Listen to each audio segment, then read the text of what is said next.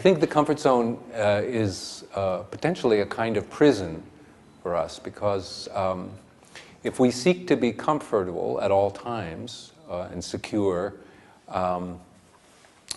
it engenders a lot of fear to go outside of that box or outside of that comfort zone.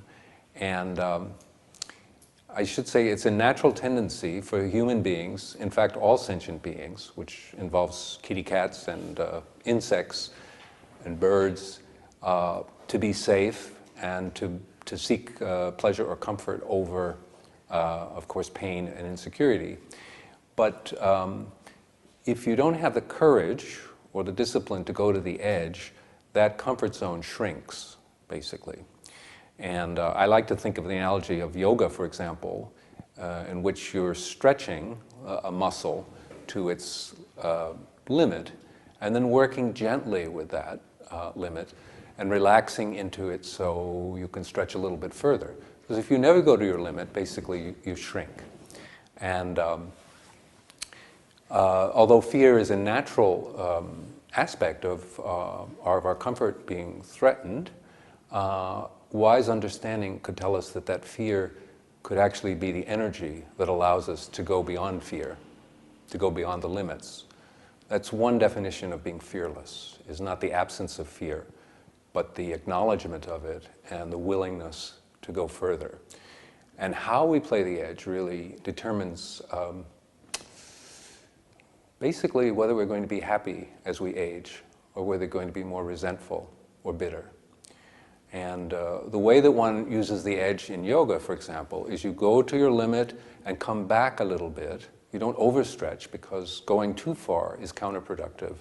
So you go to the edge and then relax into the stretch.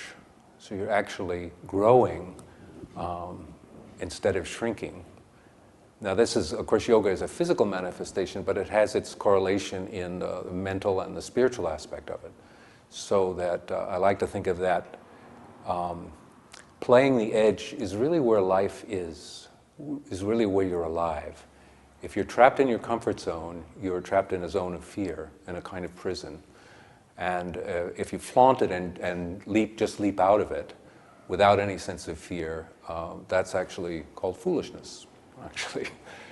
So I think it's a simple way of talking about it, but it's actually profound, because I think if you look at people, I had my aunt, who was my godmother, lived to 102 years old. She was an extraordinary person, cheerful, kind, loving, all her life, right up to the very end. And then I have students who are in their 20s who are already, cranky and bitter and resentful. And I asked myself, what is it that makes people in the long run happy or unhappy? And I think it has to do with the moment-to-moment relationship to that edge at the comfort zone. Whether one's willing to go to the edge and work with it wisely and with courage, or to continue to shrink. That's a losing proposition.